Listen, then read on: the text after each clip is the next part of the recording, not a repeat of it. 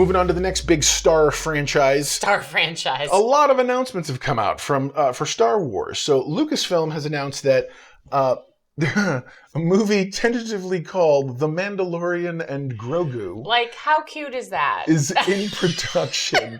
I don't know if that's the working title or... I think we're just going to go with working title at this point. That can't be it. Right. I mean... So it's been announced Jon Favreau is set to direct. They're kind of getting together what that is, and I'm sure he probably will do some writing duties. There's been a lot of question because Dave Filoni was supposed to be doing a live-action movie, and a lot of people thought that was going to be it. I myself always thought that his movie was going to be actually the culmination of the whole Thrawn, Ahsoka, the whole thing, whatnot. Yeah, and so funny enough, there was actually a thing online where they didn't actually formally announce that there was Ahsoka season 2. It was actually a sentence in a paragraph of the story. So the story comes out, Dave Filoni meanwhile is busy working on Ahsoka season 2. And it's like one sentence. Literally one sentence. I'm like, what do you mean? So later Star Wars actually did finally putting that stuff out. But I just thought it was so funny because it was like, oh, really, guys? Wow, okay. So there's Ahsoka's coming out, which by the way, I loved Ahsoka. I thought there were moments that were slow. I reviewed that with you. Yeah. Yes, you did. And you can go back and check out those reviews yourself as well. And so, but I myself am excited for what they're doing, especially with Dave Filoni being the new chief creative officer. And that's I believe it's a huge win. Then there was some problematic news that came out about Star Wars. Now, I need everyone to understand before I get into any of this, I'm a hardcore Star Wars fan. I'm in the bag for all these things. Did I love the prequel trilogy? No. Upon rewatch, though, I find value in it. I love elements of it. I know that it's Boyfriend Know-It-All's favorite movie is the third one, is the Revenge of the Sith, which we've watched ad nauseum, so much so that Baby Know-It-All can actually quote parts of that last, the whole, Anakin, you're breaking my heart. She does it on, and I'm just like, y'all are killing me. Anyway, so this whole thing comes out, and the issue that you had is that the new director for the new Rey movie, which we've all heard about, there's going to be a Rey Skywalker movie that comes out. It's about her starting the new Jedi Order, whatever.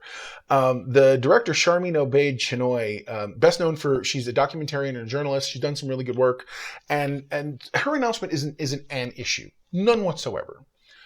In a particular interview, she goes into a brief thing about how it's about time for Star Wars to have a female directing the story. Now, obviously, a whole bunch of pundits online got real nasty about it. I'm not trying to get nasty about it, but my opinion was, I was of the mind, and I tweeted this out. Yeah. Why take this stance?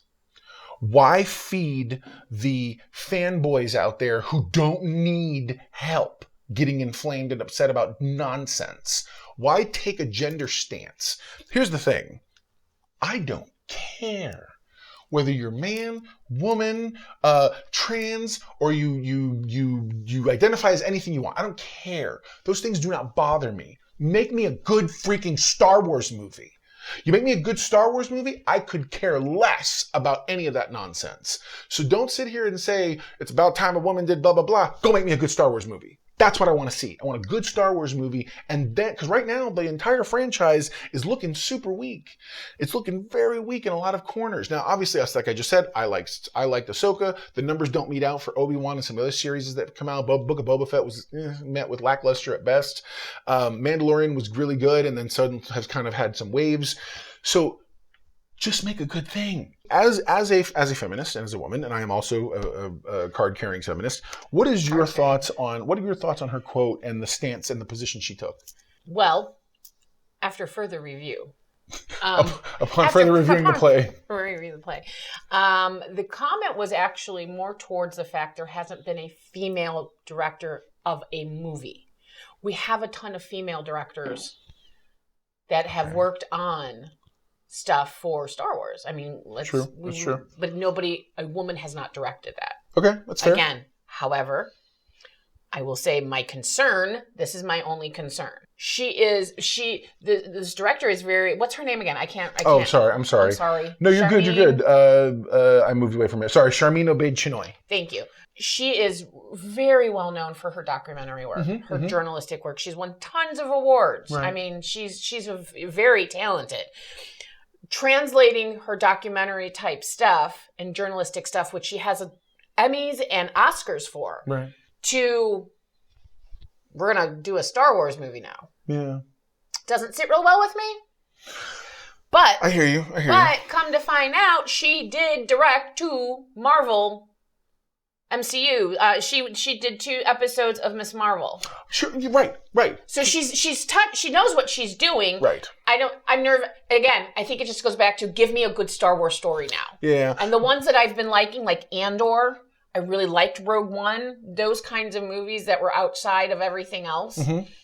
Are really, really good. They're great stories. There's so much more stories to tell in Andor before we actually get to the buildup of Rogue One, of the actual completion of the space. Just give me a lot of really good stories. Right.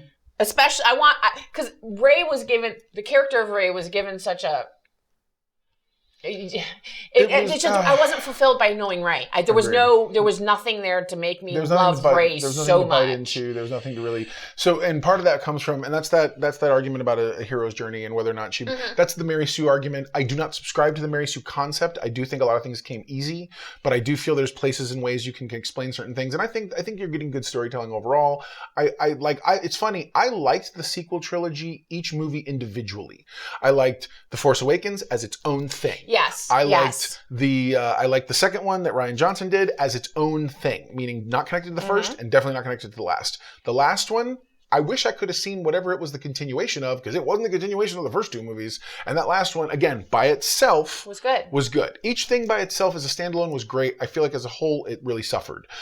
So Dell made a really good observation about the director, that you're also not suffering from the same kind of prejudice as women. And that's true. I do believe. Now, mind you, I don't necessarily, I think there's a lot more of a turn, culturally speaking, in terms of that type of thing. Mm-hmm. Part of my issue's always been the sort of the throw it in your facedness of it, because of any of those things. Of anybody who has a social justice, whatever need or a thing, that's the wrong word. I hate the word social justice, forgive me. But that whole idea of I am less than or whatever else, I feel like the problem is sometimes they want to shout too loud. And by too loud, I mean, it's one, to be accepted as normal, things need to just be normal. Mm-hmm, I agree. And I always feel like sometimes in the effort to normalize, you stand too in front of people's face. It's like the short guy who has a short guy complex and wants to get in front of every big guy's face. I'm 6'7". Trust me, I know something about short guys wanting to get in my face and be like, "What's going on with you? What's going on with you? What's going on with?" And I'm like, "Whoa, hey, it's all good." And same thing. My feeling is, "Hey, I'm great. Look, Charmine's probably she may make the best Star Wars movie ever. Why pigeonhole yourself by out the gate trying to sit here? Here's the thing. You make a successful Star Wars movie, that's all you need to do to show people. It's what I taught my daughter. It's what I talk to people all the time. Your actions are always going to speak louder than your words. You know what gets revenge? Success. That's what gets revenge. Seriously. Absolutely. That's what makes these things happen like that. And I think that's a huge. I think it's a huge missed opportunity for people to not realize that your success is the greatest opportunity at quote unquote revenge, so to speak, if you will. Having said that, her journalist background and super valuable. Absolutely valuable, because it's about Rey and the Last Jedi Order, the next Jedi Order. Yeah. Her stuff that she did was very social justice act. I can see her trials that she has emphasized with her documentaries and being a journalist. Horrors against women will definitely translate, I think, and I'm really hopeful that she will be able to direct Rey to feel what she had captured in her documentaries. No, and again, I'm really thinking that's the hope for that. I'm positive. I'm hoping that's why they did that. I'm positive we're going to get a strong character. I'm Absolutely, positive. By the way, I'm in the bag for these things. I'm going to be. I'm still going to watch it. I'll still go to the theater. So there you go. Now you know. If knowing's half the battle, you're halfway to being a know-it-all yourself. Comment below. Let us know what you thought of what you think of Star Wars and the Star Wars news that have dropped. Whether it's the movie about the Mandalorian and Grogu, love that. Whether it's about the Sharmeen Obaid Chinoy quote, or in general the excitement you have for the Rey movie, would love to hear all about that too. Again, we try to keep these things positive because at the end of the day, we're all fans of stuff. There's no reason for us to get mad or angry at each other. Things change. There's ebbs and flows. I'm down for it. So I look forward to talking more about that.